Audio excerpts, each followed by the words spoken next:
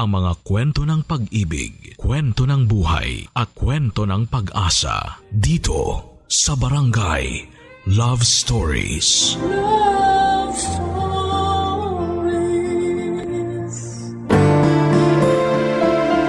Bawat araw ay ginagawa natin ang ating makakaya, ngunit minsan ay may mga desisyon tayo na hindi pala kanais-nais. Ikaw kabarangay, may nagawa ka na ba sa buhay na pinagsisihan mo at gusto mong remedyohan? Dear Papa Dudut, magandang tanghali sa inyo at sa lahat ng mga kabarangay natin. Masaya akong makapagsulat sa inyo, Papa Dudut. Matagal na kaming sumusubaybay ng aking pamilya sa inyong programa. Ikagagalak namin, lalo na ng anak ko kapag marinig namin sa radyo ang aming kwento. Tungkol kasi sa aming mag-ina ang ibabahagi ko sa inyo. Ako si Kelly, 56 years old at isang single parent. Maaga kong naranasan ang pagiging ina, isang bagay na hindi ko inaasahan, ngunit kinailangan kong tanggapin. Noong 18 years old ako ay nagkaroon ako ng karelasyon at nagkaanak kami. Si Christine ang anak namin, Papa Dudut. Pagkalipas ng ilang taon ay naghiwalay kami ng tatay ni Christine at sa akin napunta ang obligasyon ng pagpapalaki sa bata. Akala ko ay kakayanin kong buhayin ang anak ko ng mag-isa, Papa Dudut. Marami pa pala akong dapat na matutunan tungkol sa pagpapalaki sa kanya. Kabilang na po dito ang pagbibigay sa anak ko ng sapat na atensyon, Papa Dudut.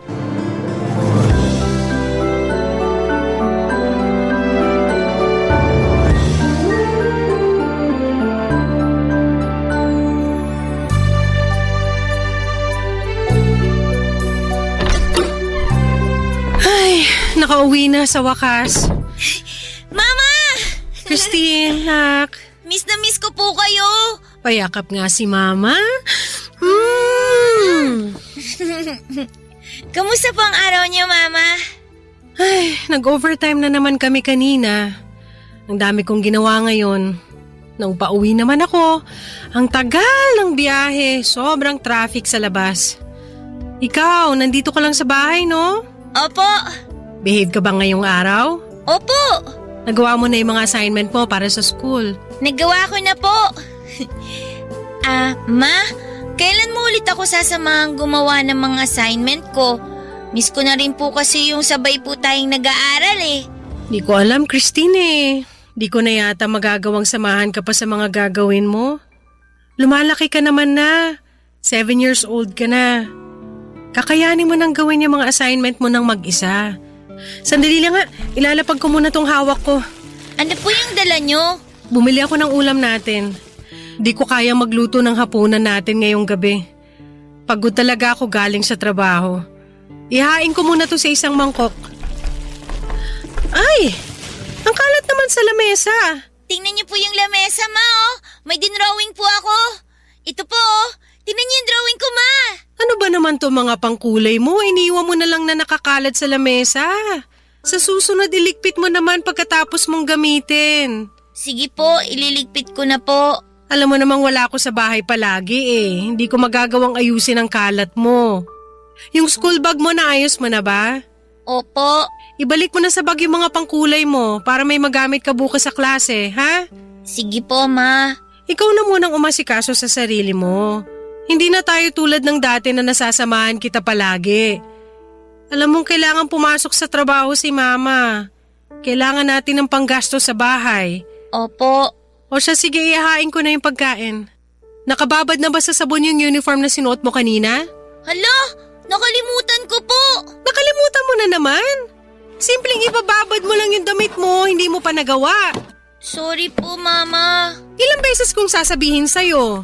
Lalabang ko pa yung mga damit mo. Ibabad mo sa sabon para pagka-uwi ko, diretso ko nang malalaban. Sorry po talaga. Please, tulungan mo rin si Mama, ha? Nahihirapan si Mama pero kinakaya ko. Opo. Ay, sige na. Kumain ka na. Nihanda ko na yung pagkain mo. Sabay na po tayong kumain, Ma. Magpapahinga muna ako. Kukusutin ko pa kasi yung mga damit mo para may maisuot ka bukas.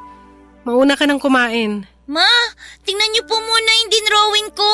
Magbibihis muna ako, papasok na ako sa kwarto ha. Sige na po, Ma. Silipin niyo po kahit sandali lang. Tingnan niyo po. Ayan po. Dinrawing ko po tayong dalawa na magkasama po, tsaka nakasmile po tayo. Masayang-masaya po tayo, Ma. Tingnan niyo. Tignan ko mamaya. Kumain ka na. Pagkatapos mong kumain, ibabad mo sa tubig yung mga pinagkainan mo. Kailangan mo nang matutunang kumilos sa bahay para maasikaso mo yung sarili mo. Ipapaalala ko lang sa'yo na hindi tayo palaging magkasama. Papa Dudut, nakita kong hindi ko kayang ipagsabay ang pag-aaruga ng bata at ang pagtatrabaho. Tinutukan ko na lamang ang aking trabaho at kumuha ng yaya para kay Christine. Sa pagiging abala ko sa trabaho ay nabawasan ng husto ang oras na inilalaan ko para kay Christine. 25 taong gulang pa lamang ako noon, Papa Dudut. Akala ko noon na malaki na ako sa edad na ito, na kaya ko nang maging isang magulang. Mahirap pala lalo na kapag isa kang single parent. Ako ang tumayo bilang nanay at tatay ng aking anak. Kinailangan ko rin kasi na maghanap buhay upang matustusan si Christine. Pakiramdam ko nooy hindi pa ako handang magkaanak o magkaroon ng obligasyon. Maraming beses na pumasok sa isipan ko kung gaano kalaking ginhawa sana kapag wala akong anak. Hindi ko sana naranasan noon ang hirap ng pagsasakripisyo para sa bata. Naisip ko ito lalo na kapag nagiging makulit si Christine. Ngunit sa kabila ng mga hindi magagandang naisip ko ay pinanindigan ko pa rin ang aking anak. Paulit-ulit kong tinandaan na wala siyang kasalanan sa sitwasyon namin. Kaya lang, Papa Dudut, kahit gaano kahaba ang pasensya ng isang tao ay may hangganan din po ito. Dahil na rin sa magkapatong na mga problema at ang pagkadismaya ko sa pagiging single mom, nagkaroon ng araw na nasagad ako sa kakulitan ni Christine. May nagawa tuloy akong pagkakamali sa anak ko. Ito ay ang ipinakita ko na hindi ko pinapahalagahan ang nararamdaman niya.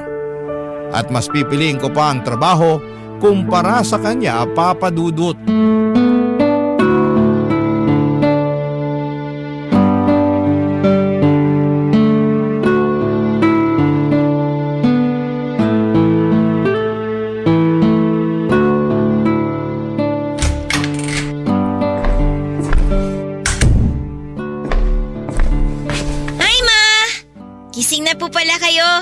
Ngayon pa lang po kayo aalis? Oo, anak.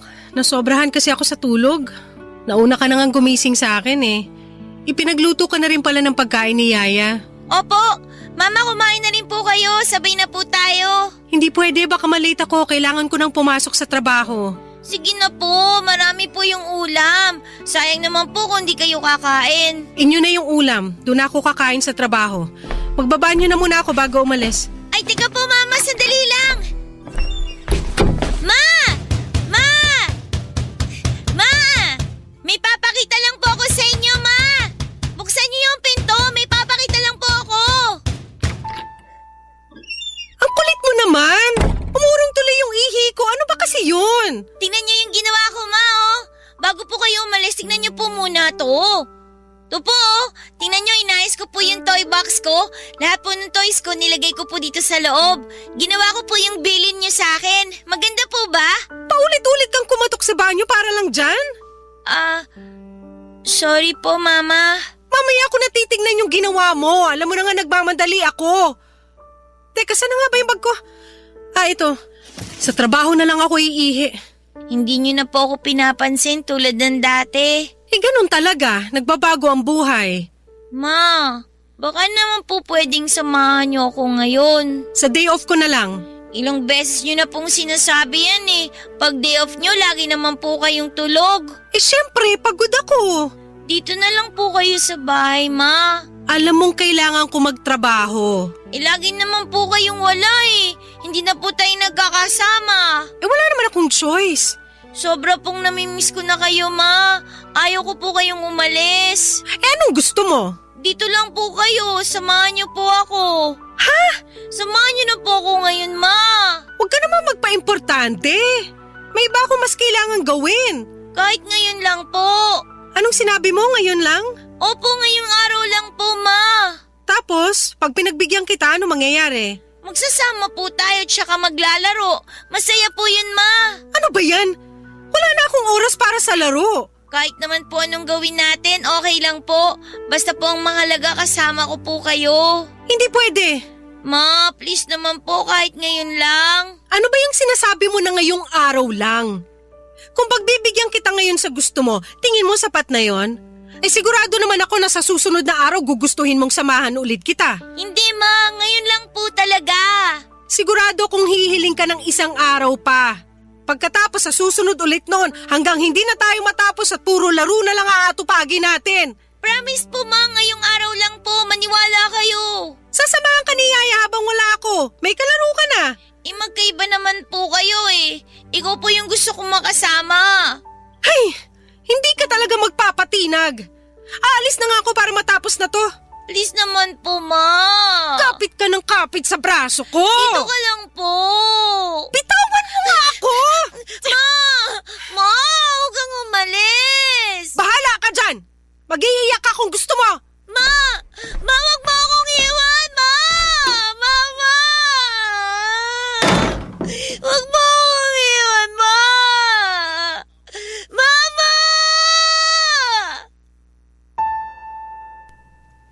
Papadudot, magmula noong hindi ko pinagbigyan si Christine sa araw na yon ay nagbago ang pakikitungo namin. Napansin kong hindi na siya naglalambing na katulad ng dati.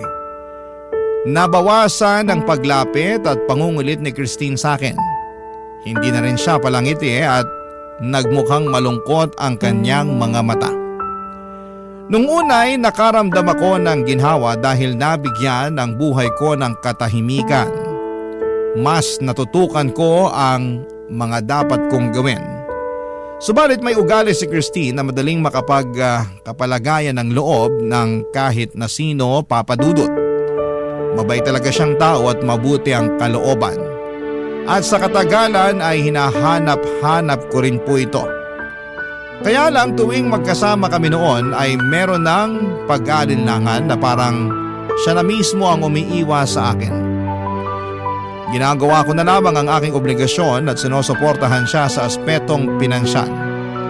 Kaya lang kahit sabihing nasusustentuhan ko siya, sa katagalan ko lamang naintindihan na kulang ito para ipakita ang pagmamahal sa anak.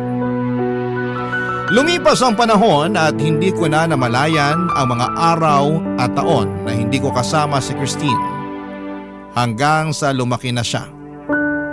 Dito na tuluyang nagkalayo ang loob namin sa isa't isa, papadudot. Meron ng lamat sa aming dalawa at hindi ko pa noon naunawaan ang dahilan nito, papadudot. Barangay Love Stories. Barangay Love Stories. Mabilis lamang ang panahon, papadudot. Kamukat-mukat ko ay dalaga na si Christine. Edad 30 na at nagtatrabaho na rin. Dahil sa pagkalayo ng loob naming mag-ina ay hindi ko man nalaman na nagkaroon si Christine ng nobyo. Biro mo ha, 2 taon na pala silang nagsasama ng nobyo niya bago niya ito ipinakilala sa akin. Kahit sa pag-aasawa nilang dalawa ay binalitaan na lamang ako ni Christine noong kasal na sila. Wala na ako nagawa kundi ang magulat. Maliban sa magkaiba na kami ng bahay ni Christine ay halos wala na akong alam noon sa nangyayari sa kanya. Hindi ko alam ang kanyang kalagayan o kung ano man ang saloobin niya. Hindi ko man lang siya natatanong kung kumusta na siya. Saka lamang ako na balitaan noong tumawag sa akin sa telepono ang asawa niyang si Ben. Doon ko muling naramdaman ang pagkasabik na makarinig ng anumang balita sa anak ko. Ito pala hindi ka nais-nais, papadudot, dahil may nakatanim palang mabigat na saloobin sa puso ni Christine.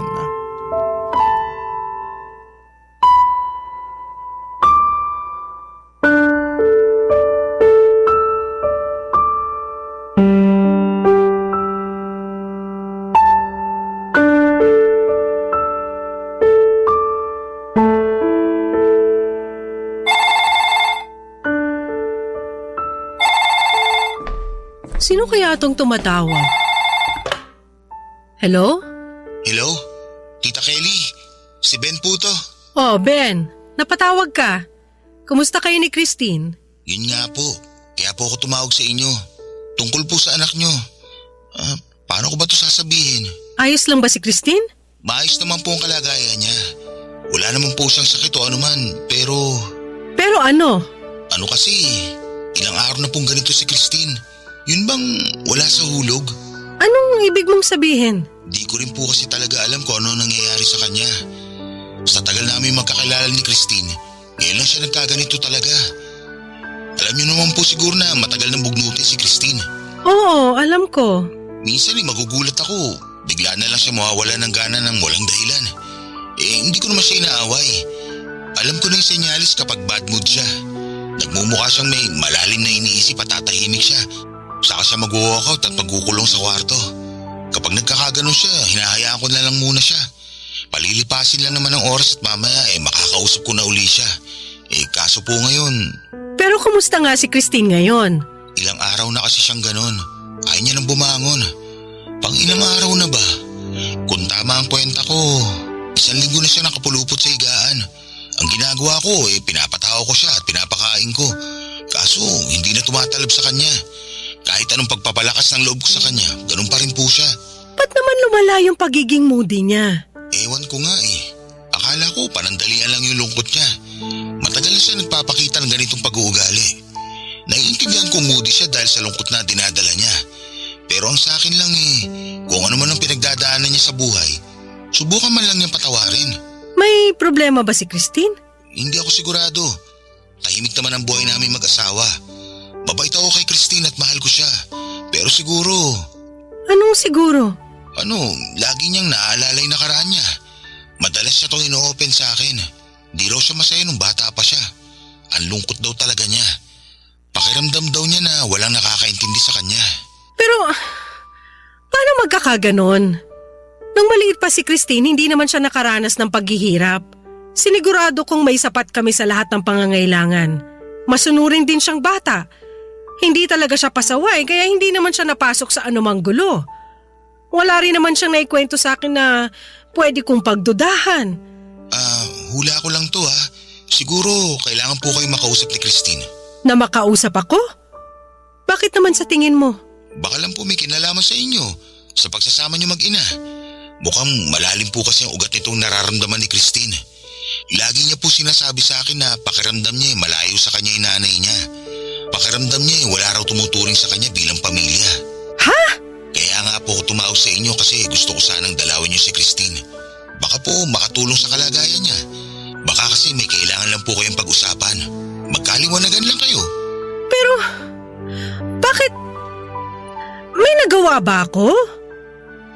Iyan pala ang nararamdaman niya tungkol sa akin? Subukan na lang po natin. Puntahan niyo po siya at unawain niyo po. Sana pagbigyan niyo po ang hiling ko sa inyo. Kasi ayoko po siyang sumuko sa buhay.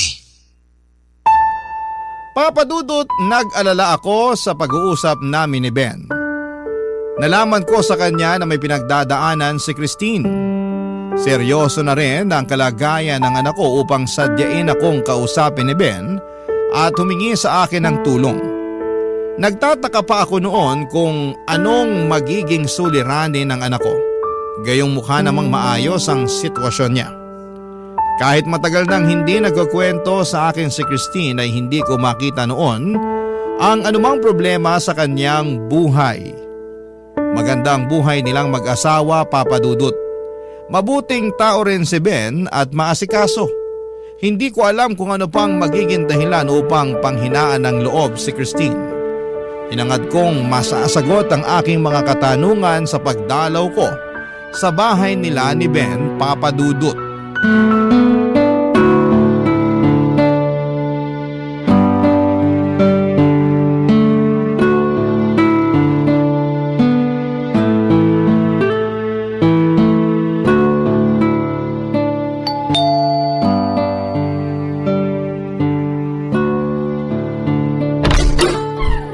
Tita Kelly! Ben, masaya ako makita ka ulit. Ngayon lang uli ako nakadalaw sa inyo. Natutuwa ako na malinis pa rin kayo sa bahay Naku, sa labas lang po ng bahay yan. Dito pa lang po ako nakakalinis sa labas. Kaya lang, sa loob ng bahay, pagpasensyahan niyo na po at makalat. Hindi pa po kasi kami nakakapagligpit. Ako lang po kasi ang kumikilos ngayon sa bahay. Pasok na po tayo. Hala, magulo na pala sa loob ng bahay niyo. Hindi ko akalain kapag nasa labas ka. Ikaw rin ba nagluluto ngayon? Opo. Sinisikap kong lutuin lahat ng mga paboritong ulam ni Christine. Pakonti-konti lang po siya kumain. Pero buti napapakain ko po siya kahit papano. Oh, nasa na nga ba siya? Nasa kwarto po. Hatid ko po kayo sa kanya. Dito po tayo, tita. Christine, andito mama mo. Dinalaw ka niya. Ha? Si Mama? Papasukin ko na siya, ha? Christine, Ma, Maiwan ko po muna kayong dalawa. bakit nandito ka? gusto ko lang kumustahin ka. Ilang araw ka na raw hindi lumalabas ng kwarto niyo. Sinabi yan sa'yo ni Ben? Oo, nag-aalala siya sa'yo. Okay ka lang ba? Ewan ko ba? Kailan mo pa ito nararamdaman? Ganito lang talaga ako minsan. Tinatamad lang ako. Wala ka lang sa mood? Oo. Isang linggo ka na raw hindi bumabangon. Ang tagal mo nang wala sa mood. Ewan ko ba? Kumusta ka ngayon? Ayos naman ako. Kumain ka na ba? Baka nagugutom ka na. May gusto ka bang kainin? Bibilhin ko na. Okay na ako, Ma. Kung ano yung gusto mo sabihin mo lang. Wala naman akong gusto. Huwag kang mahiya, mahilig ka sa ice cream, 'di ba? Gusto mo ba? Hindi na. Ayaw kong kumain. Ayaw ko rin ng kung ano. Hindi ko alam kung ano yung gusto ko o kung may gugustuhin pa ba ako. Ikaw bahala. Ano bang pakiramdam mo ngayon? Yung totoo? Wala. Wala akong nararamdaman. Manhid na ba ako kapag ganon? Hindi ka manhid. May nararamdaman ka kaya ka nawawala ng gana. Ang tanong, ano yung nararamdaman mo? Hindi ko alam eh. Hindi ko talaga alam. Tingnan mo nga, hindi mo na naaalagaan yung sarili mo. Kasi may bumabagabag sa'yo, may problema ka. Pero wala naman akong dapat problema, di ba? Dapat masaya ako eh. May nagmamahal sa akin. Nandyan si Ben. Mapayapa kaming nagsasama. Nandyan ka rin, Ma. Tsaka mukhang masaya ka naman, kaya okay na sa akin yun. Pero ikaw ba? Gusto ko rin maging masaya ka. Kaso hindi ko na alam kung paano eh. Parang nakalimutan ko na kung paano sumaya. Tsaka, huwag mo na akong problemahin, Ma. Alam ko namang busy ka eh. Marami kang ginagawang importante. Kahit gaano ako ka-busy, walang mas iimportante kesa sa'yo. Hindi. Sinasabi mo lang yan. Nakakaabala ako sa'yo, yun ang totoo. Ayoko mahirapan ka ng dahil sa akin. Kung ano-anong iniisip mo, hindi ka nakakaabala sa akin. Talaga ba? Bata pa lang ako eh. Tinuruan mo na akong maging independent para kayanin ko habang wala ka. Oh, tingnan mo ako ngayon. Kaya ko naman yung sarili ko. Sinikap ko na tumayo sa sarili kong mga paa para hindi na kita abalahin pa. O eto na, natuto na akong kumilos ng hindi ka kailangan. Hanggang sa hindi na kita hinahanap. Nasanay na ako nag-iisa, Ma. Di ba ito naman yung gusto mo? Oo, pero sa ikabubuti mo naman yan. Para sa akin ba talaga? O baka naman para sa sarili mo? Akala ko pag hindi na ako maging abala sa iyo matutuwa ka na magugustuhan mo ulit akong makasama. Pero ang nangyari mas lumayo ka pa eh.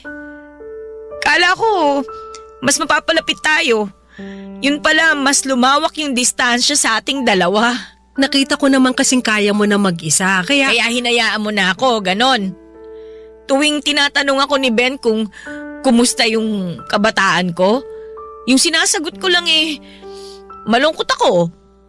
Pag kinukumusta niya tayong dalawa, mas lalong hindi ko alam ang isasagot sa kanya. Christine. Alam mo, Ma, habang lumalaki ako, dami kong gustong i-share sa'yo ng mga bagay. Hinintay kong bigyan mo ako ng panahon. Pero sa kasasabi nyo ng mamaya na, nabaon ko na lang sa limot yung mga ikukwento ko dapat sa inyo. Alam mo namang lagi akong pagod sa trabaho noon. Alam ko naman yun, May. Babad kayo sa trabaho dahil kailangan natin yun. Ang kaso ginamit mo rin palusot yun para iwasan yung kakulitan ko Pero makulit ka talaga noon. Syempre, dati bata pa ako noon Natural naman sa bata yung maging makulit, di ba? Alam mong hindi na kita maaasikaso pa. Yun na nga Kaya kaysa mapagod kayo lalo sa akin, pinaalagaan nyo na lang ako sa ibang tao. Hindi nyo nga lang masabi sa akin na ayaw nyo talaga akong makasama. Tingin ko nga, natuwa pa kayo nung nagsimula akong umiwas sa inyo Hindi ko alam na ganito yung nararamdaman mo. Wala naman kasi kayong pakialam sa akin. Kaya wala akong masagot kay Ben tungkol sa ating dalawa.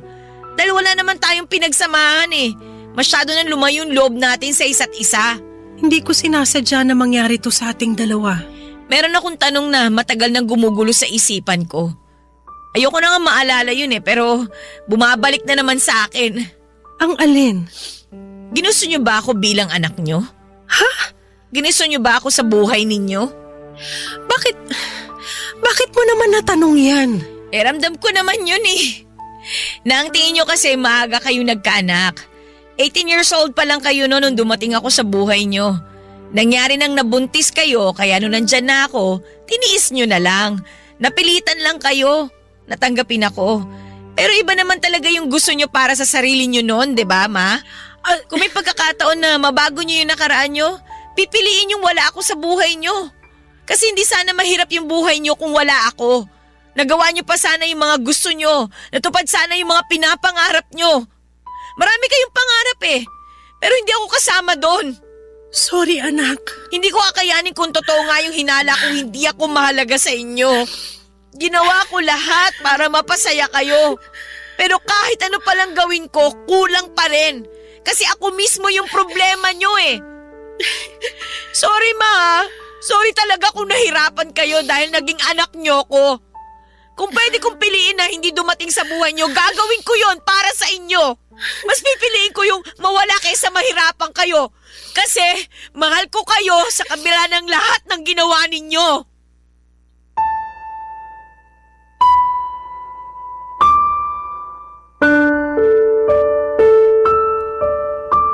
Papadudot nagulantang ako sa pagbahagi ni Christine ng kanyang nararamdaman. Nakonsensya ako sa mga sinabi niya dahil may katotohanan ito. Noong humirap ang buhay naming mag-ina ay maraming beses kong naisip na mas maginhawa sana kapag wala akong anak.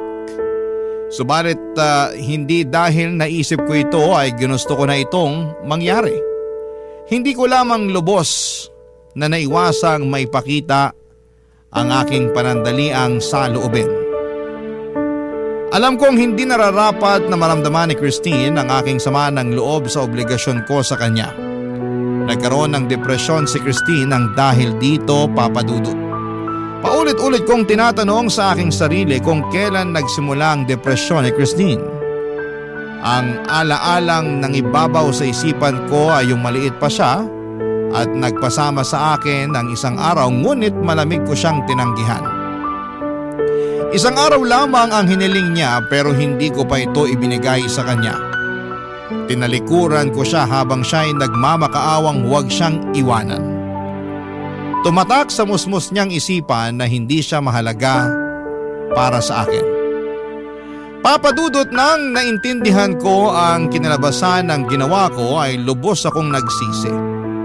Kung pinahalagahan ko lamang ang paghangad ng anak ko na pagtuunan ko siya, lumaki sana si Christine na buo ang kanyang puso. Hindi sana siya nagkaroon ng malaking buwang sa damdamin niya. Matindi ang naging emosyonal na pananakit nito kay Christine. At pinaaabot ko pa ito ng ilang dekada. Ang malala pa dito ay nangyari na ang lahat at alam kong hindi ko na kailanman mababago pa ang nakaraan, Papadudot. Barangay Love Stories. Barangay Love Stories. Papadudot, sumigaw ang aking konsensya na malaking pagkakamali ang nagawa ko kay Christine. Hindi ko man tanggap noong una ang naging kalagayan namin ay mahal ko pa rin ang anak ko, Papa Dudut. Hindi ko sinadya o ginusto na masaktan siya. Ayaw ko nang maramdaman niyang hindi siya mahalaga para sa akin. Ngunit hindi ko alam ang gagawin gayong nangyari na ang lahat. Noong araw na nag-usap kami ay walang tigil ang pagbuhos ng aking luha. Kahit hanggang sa pag-uwi ko sa aking bahay, pinagnilayan ko ang mga sinabi ni Christine. Kung mas gugustuhin ko nga ba na hindi na lamang sana siya dumating sa akin, Papa Dudut. Alam ko ngayon na hindi ko pipiliin yung wala si Christine sa buhay ko. Pipiliin ko pa rin na magkasama kami kahit gaano ito kahirap. Pipiliin kong hindi ko kailanman na ipakita na naging pabigat siya sa buhay ko. Higit sa lahat ay hindi ko man nagawa noon ay pipiliin ko nang pasayahin siya. Upang pakalmahin ang aking emosyon ay huminga na lamang ako ng malalim. Mataimtim kong binalikan sa aking isipan ang nakaraan. Inilarawan ko dito ang mga ninanais kong mangyari kung maibabalik ang panahon. Nagsimulang maglaro sa isipan ko ang mga nagawa ko sana at ang mga karugtong pang naranasan sana namin. Lumalim ang pagmuni ko hanggang sa ito'y naging madetalyadong katang-isip. Nadagdagan at nadagdagan pa ito ng eksena sa loob ng aking imahinasyon. Kahit nasa isipan ko lamang sila ay paunti-unti nitong binawasan ang bigat sa loob ko. Pumikit ako at tumuloy sa aking imahinasyon ng nakaraan kung saan ay magkasama kami ni Christine noong siya'y maliit pa. Papa Dudut, binalikan ko ito ang araw na nagpupumilit si Christine na samahan ko siya.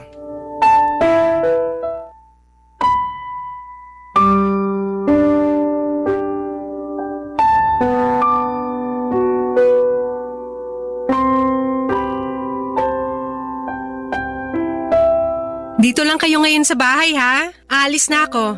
Mama, gusto ko po kayong makasama. Hindi pwede, may pasok pa ako. Samahan niyo po ako ngayon. Sige na po. Gusto mo ba talaga makasama si mama ngayon? Eh alam mong may trabaho pa ako. Lagi na lang po kayong wala dito sa bahay. Pag day off niyo po, puro tulog naman kayo. Miss na miss ko po kayong makasama, Mama. Kaso kailangan ko magtrabaho. Para rin naman sa'yo itong ginagawa ko eh. Eh kailan po ba tayong magsasama ulit? Kailan ko po kayong makakasama? Sige na naman po ma, kahit ngayong araw lang po. Dito lang po kayo. Promise ngayon lang po. Alam mo namang hindi kita matitiis, kaya pagbibigyan kita sa hinihiling mo. Talaga po? Sasamahan niyo po ako? Pero ngayong araw lang ha, ngayon lang kita mapagbibigyan. Sige po ma, ngayon lang po, promise po. Siyempre, para sa'yo gagawin ko ang lahat. Wow, makakasama ko po kayo. Anong gusto mong gawin ngayong araw anak? Kahit ano po ma, basta po kasama ko po kayo. Paano yan eh, ganyan din yung gusto ko. Pwede nating gawin ng kahit ano basta magkasama tayo. Sa'yo tong isang araw at matutupad mo yung lahat na magpapasaya sa'yo. Ano nga po kaya? Ang dami po natin pwedeng gawin, Mama. Piliin mo yung pinakagusto mo. Pwede po ba tayong lumabas? Oo naman. Saan mo gustong pumunta? Gusto ko po maglaro sa perya.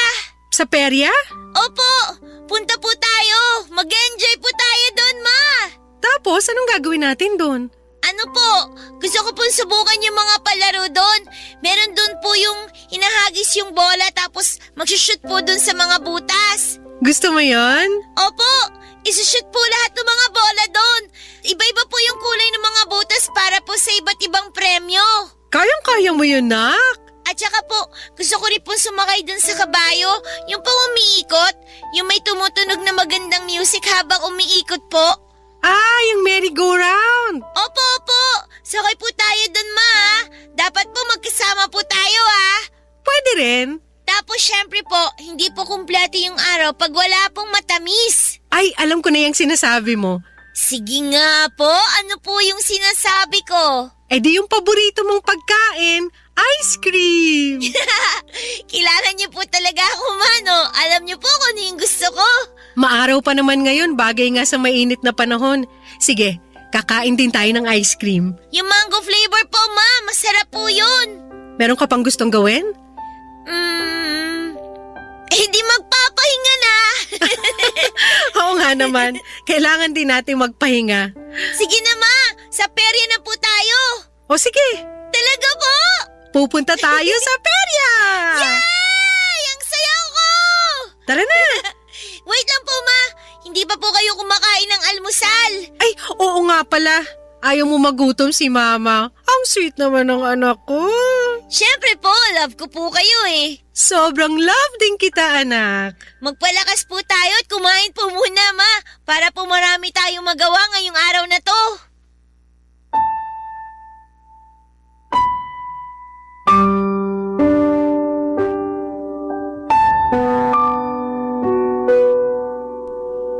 Papadudod sa imagination ko ay ginawa namin ang lahat ng gusto ni Christine.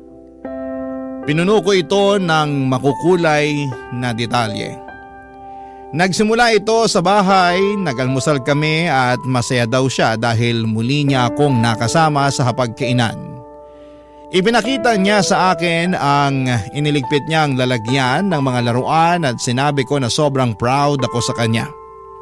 Binigyan ko ng day off ang yaya ni Christine at tumuloy kaming mag-ina pagpunta sa perya. Noong nasa perya na kami ay sinubukan namin ang mga palaro doon. Tinupad namin yung mga bidalak na gawin ni Christine. Marami pa kaming naranasan sa imagination ko. Naramdaman ko ang lahat ng ito mula sa simoy ng hangin hanggang sa himig ng merry-go-round, pati ang lamig ng sorbetes na tinikman namin. Nakita kong puno ng ligaya ang anak ko. Pagsapit ng gabi ay bumalik kami sa bahay upang magpahinga. Sinamahan ko siya sa higaan upang siya ay patulugin na. Nagpasalamat siya sa akin dahil sobrang saya daw ng naging araw niya. Nagyakapan kami, bagay na sa imahinasyon ko lamang muling nagawa sa kanya. Nagsabi ako sa kanya ng I love you at bumigkas ng salitang yakap-ulap. Ibig kong sabihin dito ay yakap na kasing lambot ng ulap. Kusa lamang na lumabas itong salita sa bibig ko. Hinele ko si Christine hanggang sa tuluyan siyang nakatulog. Nang nakontento na ako sa aking pag-i-imagine ay paunti-unti kong minulat ang aking mga mata at bumalik ang diwa ko sa kasalukuyan. Tinapos ko na ang paglarawan sa aking isipan at nakapaloob sa aking imahinasyon ang ginusto kong maranasan ni Christine at ito ay ang lubos kong pagmamahal. Kahit nasa katang-isip ko lamang ang eksena, gumaan ang pakiramdam ko na parang totoo itong nangyari, Papa Dudut. Nagpatuloy pa rin ang aking pag-iyak ngunit hindi na dahil sa panghihinayang. Pilit kong pinanatili sa puso ko ang pag-asang hindi pa huli ang lahat. Buhay pa kami ni Christine at marami pang araw na pwede kaming magkasama. Marami pang pagkakataon para maramdaman namin ang aming pagiging magkapamilya. Papa Dudut, hindi ko man na iparanas kay Christine ang masayang kabataan ay maibibigay ko pa sa kanya ang maliligayang karanasan simula ng araw na yon. Lumipas ang ilang araw na iniisip ko kung paano maaayos ang pagsasama naming mag-ina.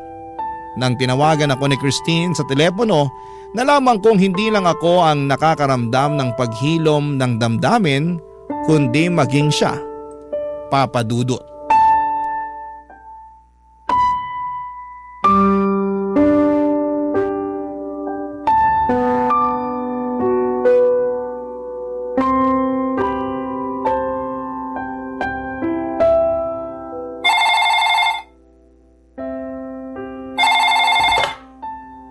Hello? Mama? Christine, kumusta ka na? Okay naman ho ako. Pakiramdam ko medyo umayos na ako. Ay, mabuti kung ganon. Ano nangyari sa'yo nito mga nakaraang araw? Ayun, puro tulog lang yung ginawa ko. Pagkagising, puro naman iyak. Halos naubos ko na nga yung tissue sa bahay sa kasising ako eh. Alam niyo ma, ang himbing ng tulog ko nung nakaraan, may napanaginipan ako maganda nung gabing yon. Kaya lang, hindi ko naman makwento sa inyo kasi hindi ko na rin matandaan eh. Pero sure ako na napanaginipan ko yun nung araw na dumalaw kayo. Talaga? Pagkagising ko nun kinabukasan, medyo gumaan yung pakiramdam ko. Pinagluto ako ni Ben noon tsaka sabay kami nag-almusal. Tapos sinabi pa niya na natutuwa daw siya kasi ginaganahan na raw ulit akong kumain. Nag-aalala nga raw kasi siya kasi baka pumayat ako lalo eh. Kontento na raw siya sa kaseksihan ko. Huwag ko na raw itodo pa. Buti nakakakain ka na. Akalain mo yun, ma? Tulog lang palang kailangan ko para gumaan yung pakiramdam ko. Buti nakakapagbiro ka na rin. Siguro natatanggap ko na lang ang lahat, ma.